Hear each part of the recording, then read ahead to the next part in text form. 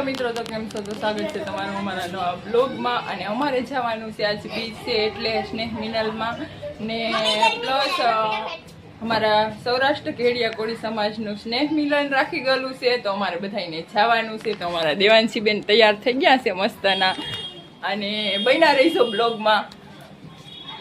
તો ફાઇનલી હું અહીં તૈયાર થઈ ગઈ છું.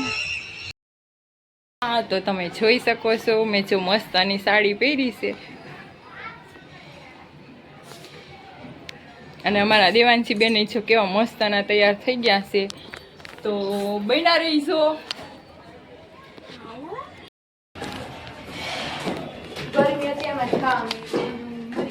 તો અમારા હેમાંગી બેન ને દેવાંશી બેન મોજ આવે પાછળ.